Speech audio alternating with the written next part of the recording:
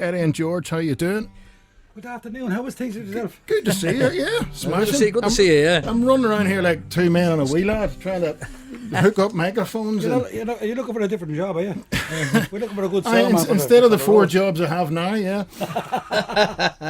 Were you telling me you were on the Des O'Connor show and it took about four guys to put a microphone up? That's right. You remember this man came along with a microphone stand. He put it up, and then another man came along and put the mic on the stand. Another man came along and put the wire on the microphone. And another man came along and taped the wire down. That's great. Hey, you see, there wouldn't be room for them in here. I'm running around there wrestling with microphone stands. The place was overbooked, what we went to see. And what happened, they had to give someone else a job to do, just to keep them. So listen, have you been busy? Doing much? Busy enough after the Christmas, yeah. Mm-hmm. Yeah, we've been on the road a good bit too. We played up to the end of June last year, wasn't it? No, the beginning of June, and then you went over across. And when did you go to? I went over to France. France, yeah. You went to France? Not to just drink wine now. We're doing a new album. So we just finished off a new album, just to have on we're going to add on the tiddly bits now as well. All right, yeah. Extra vocals and a few instruments here and there, but the vocals are all done mostly, and so we done half of the album in the south of France near Bordeaux there. Oh, you're nice to yourself. Well, where do you want to do the album? Do you want to do it round the corner? Yeah, or do you want it in a basement? We only done half the album there. Yeah. The great wine region. That's why we only done half the album. You must have been near Bono's place. He's got a place there, hasn't he? I wasn't supposed to say it, you know what I mean? No. No, we done do the half back in Offaly. Ah, right. There was no Guinness. Yeah, we're okay. We on the cave in the Phoenix Park, Yeah. We only go there when it's sunny, though. Listen, I always wondered about bands like yourselves and the Chieftains and Bagatelle and the Course and all. Do you ever meet up? I mean, by accident even, or even find yourselves on the same bill? Or we've all done a few gigs together here now, yeah. I remember we played it in, should I say that, were Donald Trump's place in Atlantic City many years ago. Right. Mahal. And we had a toss up between ourselves and the Chieftains to see who won first, and we won the toss. Yeah. So we put them on before us. Is that right? So and then we brought them on afterwards with us, and that. What a great night! Yeah. Great night with the boys. Good crack. One, yeah. And the same with Bagatelle down in Cork there, a big festival in Cork there, about 50,000 people in Cork City in a football pitch. That was a great day out there with ourselves and the lads. Yeah, meet up with them, not now, but in the early years we used to meet up with them all. I remember Jim McCann, poor old Jim McCann, a great singer. And we were doing a festival down at Tipperary, and one of our guys was this new CB radio was at the coming out in Ireland. Oh, that's right, aye. And he was on it. This fella did run the sound for us. And when Jim was singing the song, and it was coming through CQ. This fella tried to get in touch with America, but it was going all over the place with it. Right, yeah. Everyone was like, "Who the hell is that?" I just wondered because bands are travelling all the time, and it must because I've interviewed all of you guys, and you're all great crack and great company, so it must be great fun. Well, if you all find yourselves after a gig and having a stout or so, Yeah, but we don't mind meeting at a festival, but if you meet in a hotel, that's the worst thing. Yeah. Is it? Never get to bed. We more lies getting told than spoofs. We were looking to be around a good bunch of lads over the years that was on the road. You know what I mean? We would meet. We would meet everywhere around Ireland and England and everywhere else. We'd and have a great time when we met on the road somewhere. Maybe stay in the same hotel, but it doesn't happen as much now anymore. Really, You wouldn't see all the old friends, all the old singers. Some of them are gone now, and they're all sadly missed by us all. Yeah. And I said, if there is a heaven, we hope there's a great bar up there because they'll need it. They'll be all in there to tell you. But all great pals, they're pals, and we really missed them, Aye. But they're always with us, no matter where we go. Well, how long have you been at it now? As the Fureys? As the band, we're celebrating next year, 2018. We're going to be 40 years on the road. Yeah. Joking me. Yeah. We started very young though. And with the music, we didn't start when we never had any kind of university kind of education like that. Most of the people that got bands together in the old days had a great education behind them. Jim McCann was a qualified accountant, and all I know. The guys in Horselips, one of them's a professor and another one's an astronomer or whatever it is. All kind of done well, Yeah. And it was just that we started off the music, very young, 7 or 8 as kids, Yeah, busking. We started off busking in different football matches over the years, and trains and everything. And when we heard that song years ago, Trains Above the Plains, we done it. Yeah. We played everywhere Yeah. as kids, you know. And, Yeah. It was broad. We were reared up with the music, really, because our mother and father and grandparents played, you know, over the years. I'm telling a story this morning about we're talking about where did this play off. We played in Carnegie Hall a few times, and the Albert Hall, of course, and Sydney Opera House, and places like that over the years, you know. And have you got any good story about that? I said, yeah, we're doing a concert at 2:00 in the afternoon on a Sunday afternoon in the Carnegie Hall, you know, because we had to be out. There was going to be an opera. Yeah. On after us, Rigoletto. And when we came out with our friend, it was with us, there was a big queue outside the front of Carnegie Hall, all these people dressed up in tuxedos and the ladies all looking fantastic, you know, with long dresses and all that. And the friend of us said, you know, didn't you use the busk? I said, yeah, that'd be a great crowd to busk. And we said, we are, man. And we took our instruments out. You did not. And we went down and we busked the queue outside Carnegie Hall. and we got a few dollars as well. And when we got down to the end of the queue, there was a woman down there, a lady down there, and she said to us, you know, you guys are pretty good. One of these days you're going to be in here. I said, we just came out of that kid. We do anything for a dare. Brilliant. But when you're standing somewhere like Carnegie Hall or Sydney Opera House, you must be looking at each other and laughing. I mean, did you ever think it would be here? You know, that kind of thing. No. We were more happy in a snug somewhere, where there's a big tour fire going on or a big log fire, and having a couple of pints, you know, and play the music. Playing all the big gigs, you know, and the Albert Hall. You couldn't play around New York.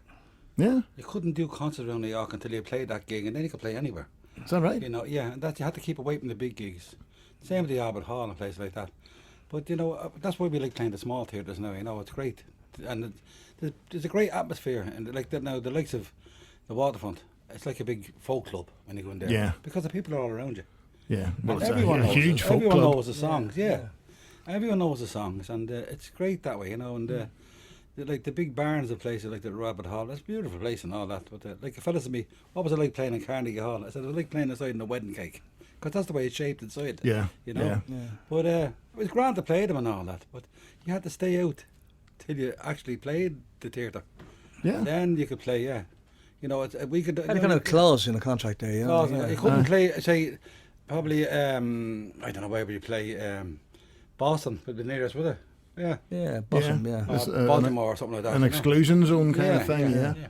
Had that going on, yeah. But I mean, going back to the playing around the small theatres and all, and it is a great atmosphere playing there, and you meet an awful lot of people there who are musicians too, you know, who have got bands, and you know, you can swap a few stories with them, and maybe a couple of songs, you know, and that's great. Oh, good stuff. So you're in the Waterfront. That's Saturday, the 4th of February. Yeah. So I mean, that'll be good, as you said. It's a smashing venue, I love playing. And it's not like it's a stadium and you're a mile away from the audience. The audience is right up. And all the old back staff there are great, and all the staff are great. But you know, the back techs and all, they're the great bunch of lads, and very, very helpful, you know, when we're there. And we have a ball with them, telling jokes and stories and all that, you know. Yeah. It's good. That's half the battle. When you can get on with people backstage, you know, the people that's working there all the time, that's great for us. Well, listen, as I always say to every band and every musician, don't fall out with a crew, or your gig will sink right and quick. You know? Before you even go on. Yeah. Listen, lads, you're going to give us a song. Well, we're going to be thinking about, you know, dedicating this next song to all the immigrants, the people that had to go back to work after the Christmas, after all the turkey and all that. And this song is... it's about the older kids, all the backpackers. We call them backpackers now. In our days, we would go away and to look for work and send a few bob home. Now it's the other way around. You get a phone call, even my young, get a phone call from home. Any chance of sending a few more quid over? Can't get a job yet.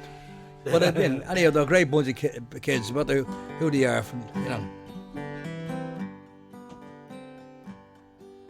Steal away, let's steal away. No reason left to stay. For me and you, let's start anew, and darling, steal away. Let's steal away and chase our dream and hope they'll never find us at the dreary days, the empty nights. Oh, we leave them all behind us. Steal away, let's steal away. No reason left to stay. For me and you, let's start anew. And darling, steal away. We leave behind the city streets, the gloom and desolation, and the rain, the cold, just growing old. God knows it's a grand old station. Steal away, let's steal away. No reason left to stay. For me and you, let's start anew. And darling, steal away. We leave with just our memories, and we'll make a new beginning. For we have to choose to win or lose, and it's time we started winning. Steal away, let's steal away. No reason left to stay. For me and you, let's start anew.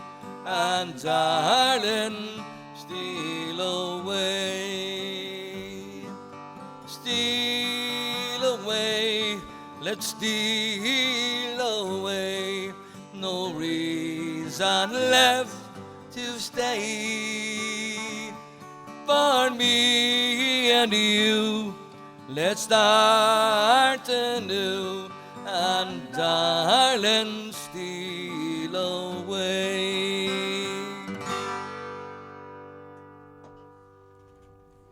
Marvellous, boys, marvellous. Thanks very much. There's hold on. Somebody wants to know, are there still tickets left for the show? Yeah, I think there's a few left, yes. Yep. Maybe a few. Don't leave it too late. Okay, so that's the Waterfront, Saturday the 4th of February. Boys, thanks for coming in today. Thanks really for having us. appreciate Great to be in it. here. Okay, thank you. God bless you.